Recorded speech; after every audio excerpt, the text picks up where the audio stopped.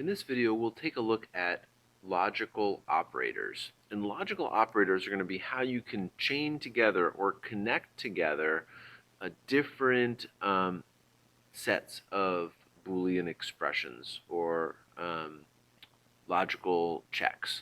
So let's take a look at what we have here. So here we have Bob, we've got a price, we've got a target price.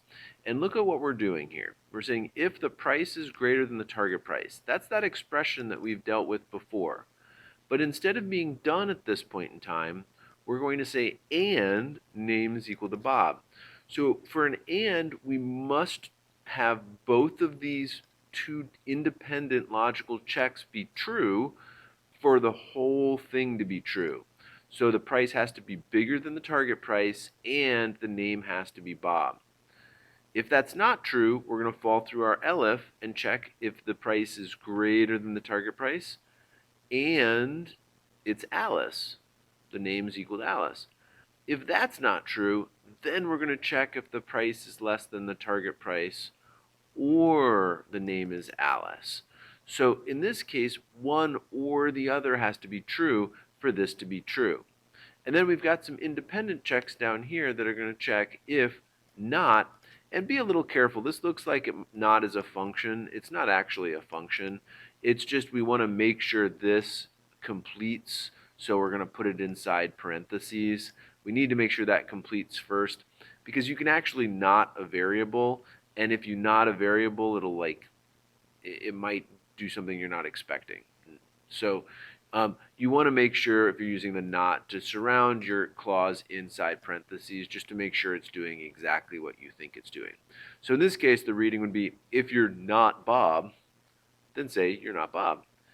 And then down here, just as another or check so we can see it. Again, if the name is Bob or the name is Alice, then we're going to print something. So let's see what happens. Whoop, we forgot a semicolon, or a colon, excuse me. Let's fix that. Very common error. So we can't afford that, Bob, because our price is definitely greater than our target price and our name is Bob. So that's where we end up. We are Bob, so we're not going to hit this clause.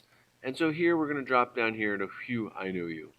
So let's change Bob to Alice and see what happens. So we're going to change Bob to Alice, and we run. This is still true. Price is greater than target price, but we're no longer Bob. So we're not going to drop into this, because remember, the and requires both of these two things to be true. Only one of them's true. So we're going to drop down here and check, and sure enough, we are one of these people, and so we're going to drop into there. Here, if not name is Bob, that's not us, so we're going to print you're not Bob. And then finally, we're one of these two, so we can say, phew, I know you. So let's change one thing about this. We're going to change this to Charlie. And let's set ourselves up as Charlie. So Charlie, price is still greater than target price. So let's see what happens here.